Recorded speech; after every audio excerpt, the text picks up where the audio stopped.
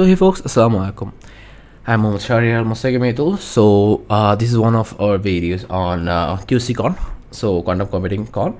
Now the thing is, in this video I'm going to tell you about the circuit depth. Okay, so this is one of the concepts that is used in to understand how better a circuit is. So okay, so I'm going to talk about some sort of circuits here, starting with so I will first of all introduce like what is circuit depth, and then obviously I'm just going to talk about the circuit depth from here, and then I'm going to show you and verify from here, because these are some sort of equations and we will try to verify if this works or not, if we are correct or not, right? Okay, so first of all let me just take this image. Let me just do one thing. I'll just use the snipping tool. Let's take this one, circuit one. Okay, I'm just moving this one, and I'm just going to paste this one here. Great. Let me, sorry, if I just expand that. Okay, great. These are our circuits. So this is our control RX, this is our RX and RZ kit. Okay, this is not the control one. Okay, we'll just learn about it later on. We'll see that RX, control RX and control RZ. So this, just assume if you're from classical computing background, just understand these are some sort of circuits. Okay, so in quantum computing the circuit depth is very important, because for the accuracy and others we need to know about it basically, like does it actually matter, the circuit depth, and in general it matters actually.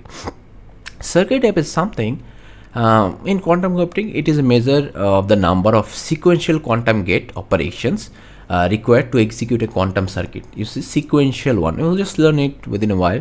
It provides an estimate of how long a quantum computation will take. So the quantum or circuit depth is very much related to the time, right? If this the circuit depth is very much, it means that there are a lot of computation that has to be performed, then we are going to get the result. So as the quantum computing is very much something we're interested to learn, because it gives us exponential it solves the problem in exponential time, right? And speed up, or exponentially speed up, sorry for that, I'm just messed up with that. So it gives us the exponential speed up compared to the classical computing. We just use the quantum computing, or we are interested about quantum computing. So it's very much important to understand the circuit depth. So for example, what happens is, here we have RX and RZ gates. So you see, and these are there are few lines. What are these? These are basically our quantum our qubits. There are, you see, 1 2 3 and 4. The value, they have the value 0.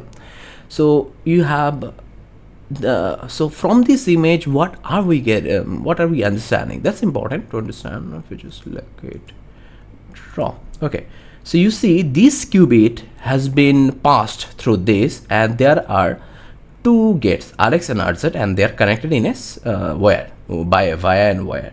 So this is our wire, and we have just 1 and 2, these two circuits, and we have some sort of qubit passed through it. Okay, great. Just like that, we have more, like 1 2 3 4 3 more. Okay, great, pass 3 wires, and just like that we have just this one. Great.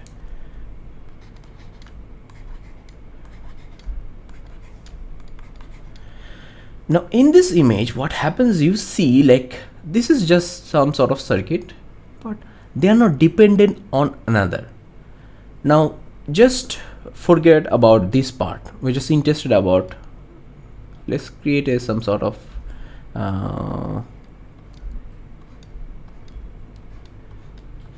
and call it, this is T1 and this is, I'm calling it T2 time. Okay, for example, you have started, like this is our circuit, this is some sort of circuit or something, and you have started the computing, and you have a stopwatch, and you have just started the stopwatch as well.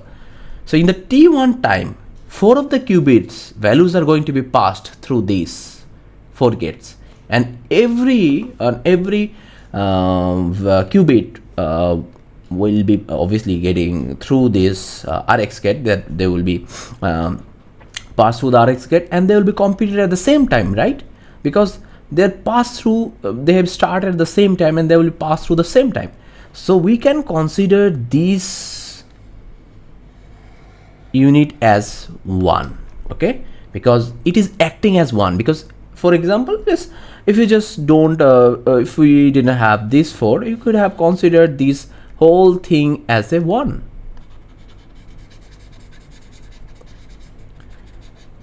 And we could have said we're passing these 4 qubits, and there is the huge Rx which is performing all of these 4, and we're just getting the data. We are not interested about the result, we're interested about how much time it is taking for us to get the value. That is, we're not interested about the accuracy, whatever it is, we are not interested about it. Same goes for this. You see there are no dependencies for the RZ on Rx or whatever you see from the image, you'll see.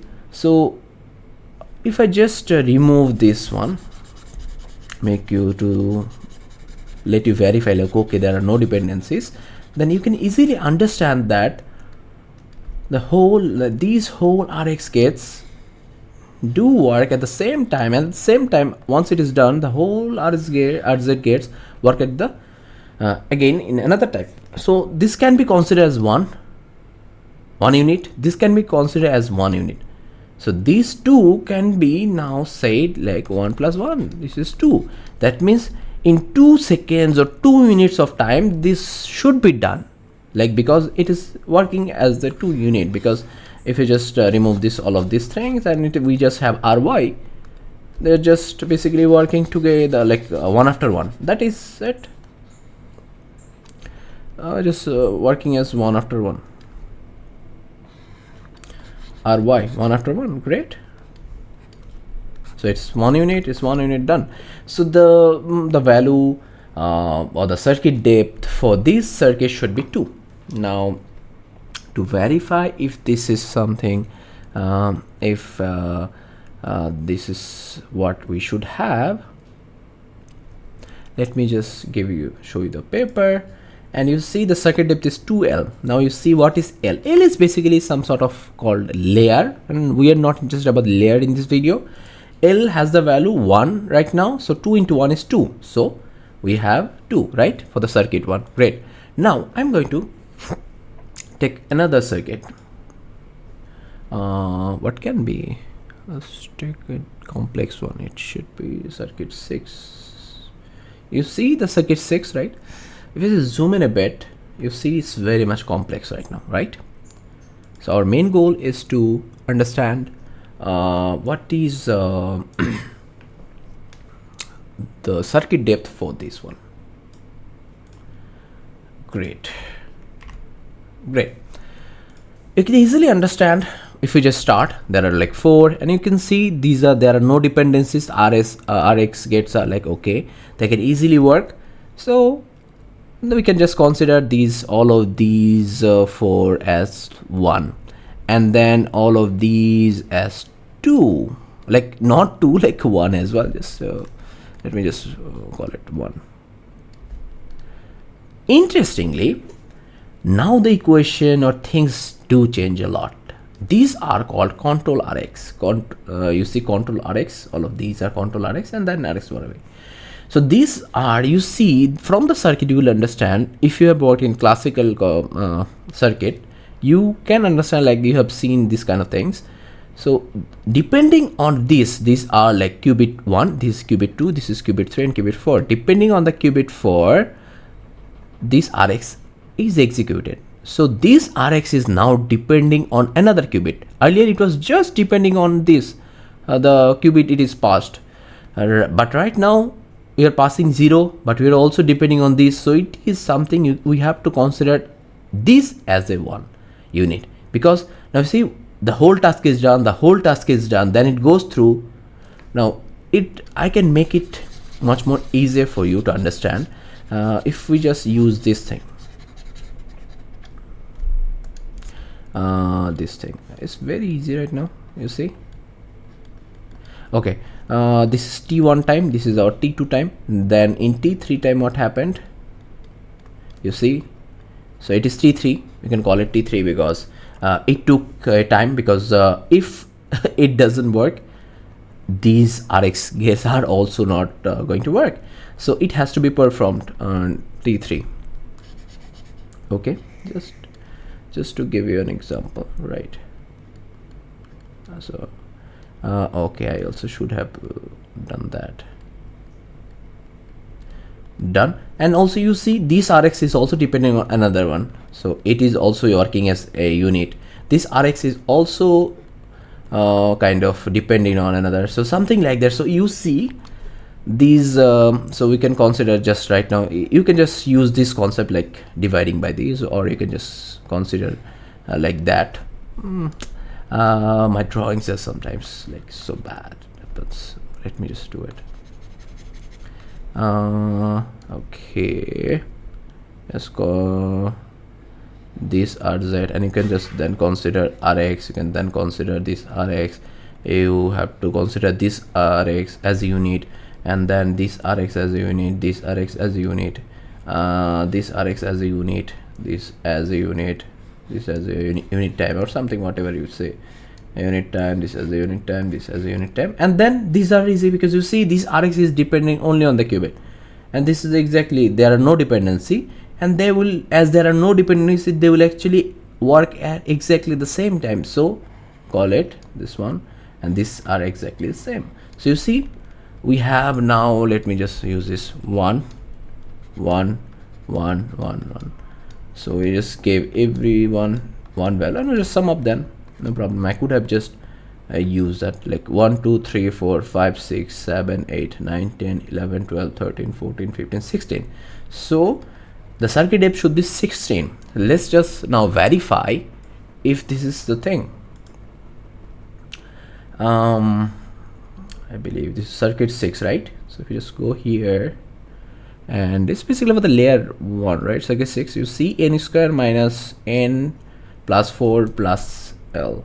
So it should be n square minus, let me just write it here, n. Now you can ask me what is n. Okay, here you see there are number of qubits are 4, right? So n square minus, let me just check that again, minus n, what is that, n plus 4 into L. The L value is 1, as I mentioned it earlier as well. The layer is 1, we just don't need to bother about L. N is 4, right? 4 square minus 4 plus 4, that is so it gives 4 square is 16, and we have L in 1, so it is 16, right? So we have verified that this is the number of circuit depth for the circuit 6 as well. That's great, right? Now if we want to check more, we can do that for sure. Let's do for circuit 15, because it's a different sort of circuit. Yeah, circuit 15. Let me just take this screenshot. Now as you have gone through this circuit depth example, you can easily understand how this is working. Let me just do it, and if you have any queries, feel free to just ask in the comment section. You see this RY will perform in 1 unit time, no problem. And this, you see there are dependencies, it will take one more time, 1 2, and it will take one more time, it will take one more time in 1 2 3 4 5. And these RYs, there are no dependencies, it will work in 1 unit time.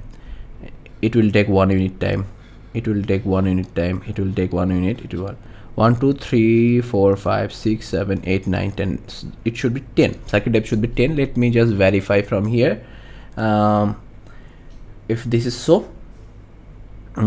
Circuit depth for the 15 is you see 2 plus n by GCD n3. So 2, just let's verify from here. 2 plus n is 4, 2 plus 4 is 6, then we have 4 GCD n comma 3. We get the value from GCD. 4 n is 4, 4 comma 3 is 1 basically. So 2 comma 4 is 6, and this is 4 divided by 1, it is, we get 10 into L. So L is 1, so it is 10. So we have verified that it should be actually 10. So this is what the circuit depth concept is all about. That's great, right?